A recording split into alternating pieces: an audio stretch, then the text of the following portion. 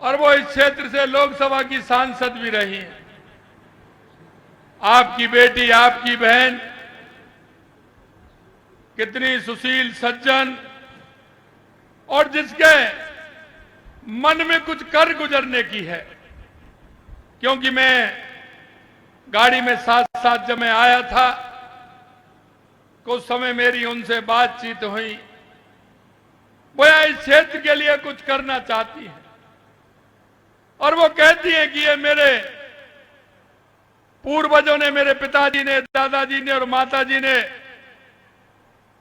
जो ये सौगात दी है, उसे वो आगे बढ़ाना चाहती हैं। ऐसी श्रीमती श्रुति चौधरी जी, हमारी पार्टी के जिला अध्यक्ष, जिनके बारे में सुना, बहुत ही मेहनती, कर्मठ, ऐसे मुकेश गौड़ जी, जिले के महामंत्री भाई हर्षवर्धन मान जी, चेयरमैन व्यापार मंडल श्री रविंद्र जी बापोड़ा, सरपंच बापोड़ा सुग्रीव जी, मुकेश राठौड़ जी चुनाव प्रभारी, और हमारे राजस्थान से आए जिनको आप सुन रहे थे। इनकी एक कहावत है, इनको जहां लगाया जाता है, जहां ऐसी आवश्यकता होती है कि महेंद्र राठौर को कहां लगाना है, तो छांट करके लगाया जाता है। और इनकी खासियत है, वहां जाते हैं, वहां से सफल होकर के आते हैं। ऐसे हमारे महेंद्र राठौर जी,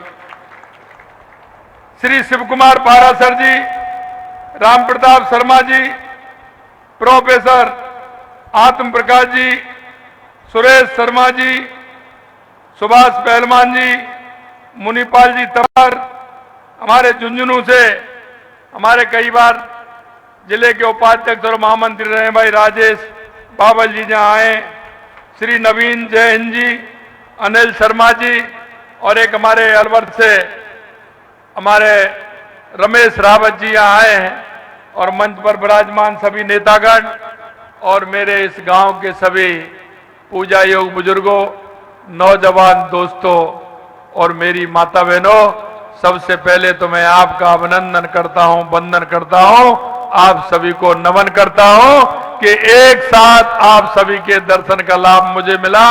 निश्चित रूप से मैं बहुत ही सौभाग्यशाली व्यक्ति हूं। मैं अगर एक दृष्टि से कहूं तो ये गांव, ये ऐतिहासिक गांव है। ऐतिहासिक गांव इसलिए है कि स्वर्गीय पंडित देवी प्रसन्न जी भी यहीं के रहने वाले थे, जिन्होंने आपकी सेवा की। और मैं कहना चाहता हूं, यह वीरों की भूमि भी है, इसमें सबसे ज्यादा सैनिक भी हैं। और बात तो इससे और होती है कि जो हमारे जनरल बीके सिंह जी हैं, उनका भी गांव यही है, जो उन्होंने जनरल रहते हुए, मां भारती की सेवा करते हुए लगातार 2 बार हमारे मंत्री रहे, उनकी भी ये गांव है। इसलिए मैं कहना चाहता हूं, ऐसे ऐतिहासिक गांव में मैं आपने बुलाया हूं। मैं किरण जी, श्रुति जी और हमारे जिला अध्यक्ष जी और मैं प्रदेश नेतृत्व को बहुत बहुत धन्यवाद देता हूं, बहुत बहुत धन्यवाद देता हूं। मित्रों, मुझे ज्यादा कहने की आवश्यकता इसलिए नहीं है, ये किसान की और जवान की धरती है, और किसान जिस तरह से मेहनत करता है और मेहनत करते हुए वो देश को आगे बढ़ाने का काम करता है। और हमारा जब किसान का बेटा, वो जवान जब सीना पर जाता है तो मां भारती की सेवा करता है। अगर उसको कहीं भी दिक्कत आती है तो अपने आप को मां भारती के लिए समर्पित कर देता है, लेकिन अपनी मां भारती की रक्षा करने से कभी पीछे नहीं हट सकता है। ऐसी मैं इस धरती को नमस्कार करता हूं। मित्रों, मैं कहना चाहता हूं, इस देश में आजादी से पहले आपने देखा होगा क्या स्थिति थी। हमारे आपके पूर्वजों ने जिस तरह से आजादी के आंदोलन में हिस्सा लिया था, उन्होंने इस मां भारती को आजाद कराने में हिस्सा लिया था। उनके मन में कई सपने थे, कई विचार थे जो आए थे, कि आने वाली पीढ़ी हमारी सुरक्षित रहे, हमारे आने वाली पीढ़ी ठीक तरह से शिक्षा ग्रहण कर सके, ठीक तरह से आगे बढ़ सके थे। इसलिए ऐसे सपने उन्होंने देखे थे और उन सपनों का आधार यही था, क्योंकि वो तो जैसे जीवन काट रहे थे उन्होंने काटा था, क्योंकि गुलामी का जाल बहुत लंबे समय तक चला था। कभी हूण आए, कभी कुषाण आए, कभी इस्लाम आया तो कभी अंग्रेज आए, लेकिन हमारे उन पूर्वजों ने हमेशा संघर्ष की स्थिति देखी और वो संघर्ष करते हुए हमको आजादी मिली। लेकिन मैं कहना चाहता हूं भाई और बहनों, आजादी के बाद देश के अंदर जिस तरह की धारा बही थी, देश के अंदर जिस तरह की धारा बहते हुए देश एक भ्रष्टाचार और तुष्टीकरण के आधार पर चल रहा था। मैं आपसे कहना चाहता हूं, ये वही कांग्रेस है। अगर सही मायने में मैं कहूं तो ये कांग्रेस तुष्टीकरण के आधार पर और भ्रष्टाचार के आधार पर चलने वाली पार्टी है, भ्रष्टाचार के आधार पर चलने वाली पार्टी। आज आपने देखा होगा, मैं आपसे इतना ही कहना चाहता हूं, थोड़ा सा मैं आपको पहले ले जाना चाहता हूं। किरण जी ने आपको बताया 2014 से पहले की हरियाणा की स्थिति देख लीजिए मेरे भाई और बहनों। 2014 से पहले क्या स्थिति थी, हरियाणा के अंदर क्या होता था। हरियाणा के अंदर अगर बालकों की नौकरी, विद्यार्थियों की नौकरी के लिए उनको क्या करना पड़ता था ये सब जानते हैं। जमीनों के घोटाले आप जानते हैं, फ्लैटों के घोटाले आप जानते हैं। ये घोटालों का हरियाणा बन गया था। किस तरह की लूट और गुंडागिर्दी होती थी वो आप सभी जानते हैं। मैं आपको कहना चाहता हूं, जरा एक बार देखिए 2014 से पहले की भारत की स्थिति भी देखिए। आए दिन किस तरह से आतंकवादी आते थे, नक्सलवाद क्या स्थिति हो रही थी आप सभी को पता है। लेकिन मैं कहना चाहता हूं, हमेशा कांग्रेस ने गरीबी हटाओ का नारा दिया, लेकिन कभी गरीब से उसका वास्ता नहीं रहा। कभी उन्होंने गरीबी हटाने का काम नहीं किया, उन्होंने तो सिर्फ भ्रष्टाचार करने का काम किया है, भ्रष्टाचार करने का काम किया है। मेरे भाई और बहनों, मैं आपसे कहना चाहता हूं, आप सब लोग 2014 से पहले हमारे युवा भाइयों को भी दिखाइए कि किस तरह की स्थिति देश के अंदर थी। मैं कह सकता हूं 2014 के बाद देश के यशस्वी प्रधानमंत्री नरेंद्र मोदी जी के नेतृत्व में देश की परिभाषा बदलने का काम देश के यशस्वी प्रधानमंत्री जी ने किया है।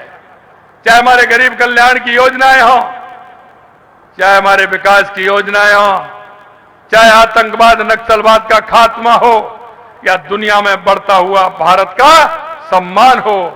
1893 में स्वामी विवेकानंद जी ने कहा था, युवाओं से आह्वान किया था, उठो जागो और इस देश दुनिया पर छा जाओ, 21वीं सदी आपकी होगी। मैं आपसे कहना चाहता हूं, उस नरेंद्र ने कहा था और इस नरेंद्र ने करके दिखा दिया। भारत का झंडा दुनिया में बुलंद हो रहा है। इसलिए मैं कहना चाहता हूं, हरियाणा की रफ्तार बढ़ रही है, विकास की रफ्तार लगातार बढ़ती हुई जा रही है। पिछले 10 साल में आपने देखा है, क्या कोई आपने किसी घोटाले का नाम सुना है क्या? क्या कोई घोटाला 10 साल के अंदर हुआ है क्या? मैं आपसे कहना चाहता हूं, 10 साल में एक भी किसी तरह की इस तरह की बात नहीं हुई। युवाओं को रोजगार मिलने का काम हुआ है, किसानों को हमने देखा है। आप दर्द नहीं जानते होंगे, क्योंकि हमारा किसान भोला वाला होता है, किसान हमारा भूल जाता है। मैं आपको कहना चाहता हूं, पिछली बार यही समय था, यही बाजरे की फसल आ रही थी, राजस्थान के अंदर हम आंदोलन कर रहे थे किसान के लिए, एक एक गांव में जाकर के, एक एक विधानसभा में जाकर के, क्योंकि आपके यहां बाजरा 2300 रुपए में खरीदा जा रहा था, 2300 रुपए में, और राजस्थान में कांग्रेस की सरकार थी, वहां 1200 में बाजरा बिक रहा था, 1200 में।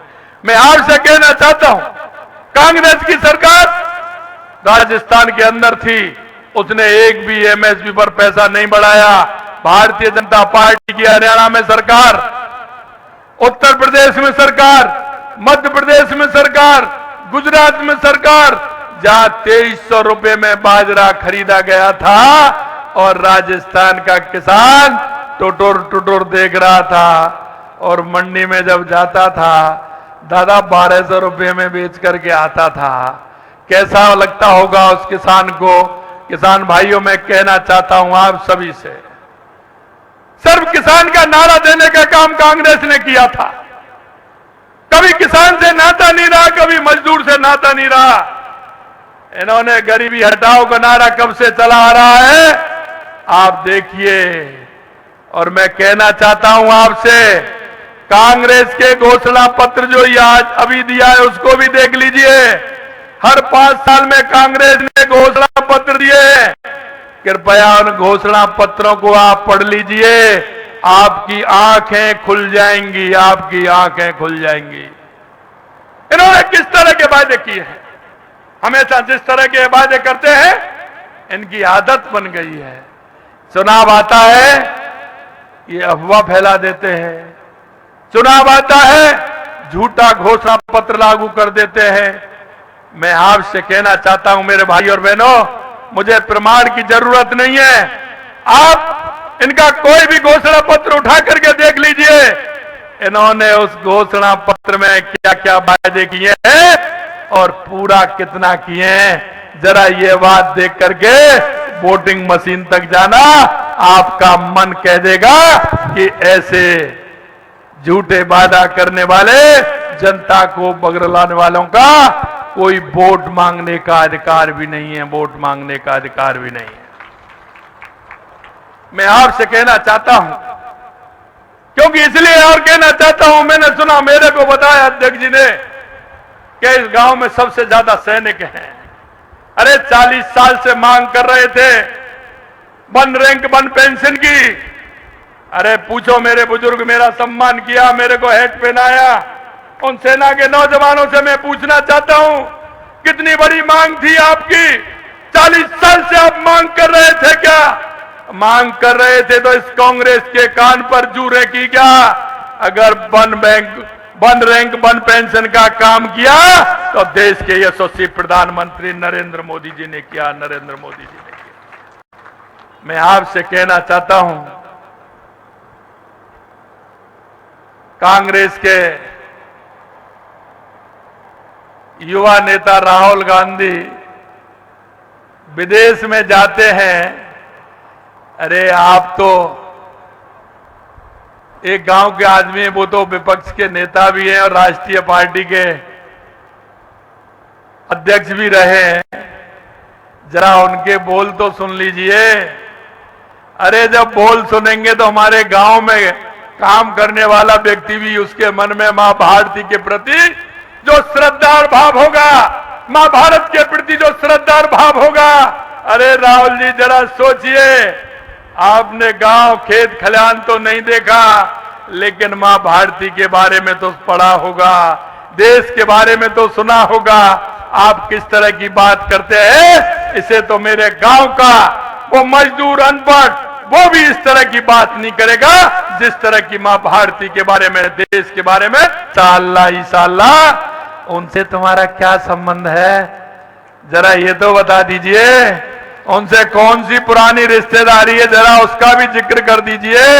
मैं आपसे कहना चाहता हूं, ऐसे आतंकवादी लोगों के जो देश में आतंकवाद फैलाना चाहते हैं, देश की सीमाओं को असुरक्षित करना चाहते हैं, देश को विखंडन करना चाहते हैं, उनको जाकर के विदेश में उन लोगों से ऐसी कौन सी बात है जिनको आप बतियाते हैं, जरा जनता के सामने ये भी बता दो। मैं आपसे कहना चाहता हूं मेरे भाई और बहनों, जिस धारा 370 के लिए राजस्थान और हरियाणा के हजारों नौजवानों ने वहां अपने सीने पर गोली खा के उन्होंने अपने आप को मां भारती के लिए और जम्मू कश्मीर के लिए समर्पित कर दिया, यह उन लोगों से तालमेल कर रहे हैं, उन लोगों से तालमेल कर रहे हैं। मैं आपसे यही कहना चाहता हूं, जम्मू कश्मीर हमारा सिर का मुकुट है। क्या यह धारा 370 हटा सकते हैं? मैं आपसे पूछना चाहता हूं, क्या यह धारा 370 हटा सकते हैं? जिस तरह की ये बात करते हैं, मैं आपसे हरियाणा वालों इतना ही निवेदन करना चाहता हूं, क्योंकि हमारे पूर्वजों ने हजारों सालों तक संघर्ष करने के बाद देश को आजादी मिली है, देश को आजादी मिली है। और जिस जम्मू कश्मीर के लिए हमारे उन नौजवानों ने अपने आप को समर्पित कर दिया, मैं आपसे यही कहना चाहता हूं, देश की मजबूती के लिए, राष्ट्र की मजबूती के लिए, भारत को विकसित बनाने के लिए और दुनिया में पहले नंबर लाने के लिए देश के यशस्वी प्रधानमंत्री नरेंद्र मोदी जी के नेतृत्व में तीसरी बार सरकार केंद्र में बनी है और हरियाणा की हैट्रिक बननी चाहिए।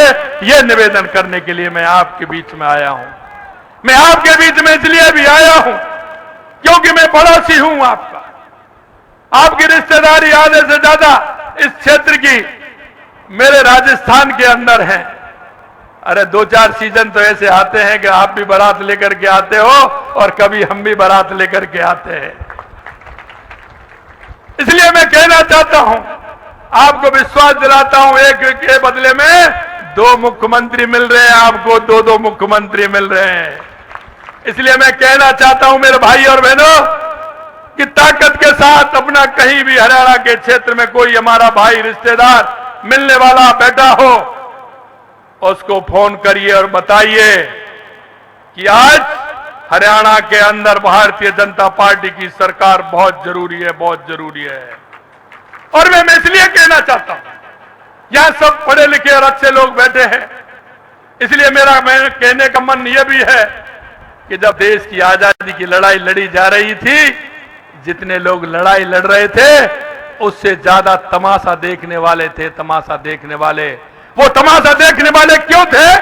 क्योंकि उनको ज्ञान नहीं था, भान नहीं था, उनको जानकारी नहीं थी। इसलिए मैं कहना चाहता हूं, किसी भी तरह से कोई भूला हो, बिछता हो, उसकी जानकारी में नहीं हो, हम आप सभी का दायित्व बनता है कि उसके घर जाएं, उसको बताएं, उसको फोन करें, उसको बताएं कैसे राष्ट्र की मजबूती के लिए और हरियाणा की मजबूती के लिए भारतीय जनता पार्टी की सरकार बहुत आवश्यक है, बहुत आवश्यक है। यह मैं निवेदन करने के लिए आपके बीच में आया हूं। आपके बीच में लगातार सेवा कर रही बहन किरण जी, और अब आपकी सेवा करने के लिए बहन श्रुति जी चौधरी आपके बीच में है। मैं आपसे निवेदन करना चाहता हूं और बापोड़ा वालों को भी निवेदन करना चाहता हूं कि यार आपने भारी बहुमत से श्रुति जी को जिताया, तो आपसे वादा करके जा रहा हूं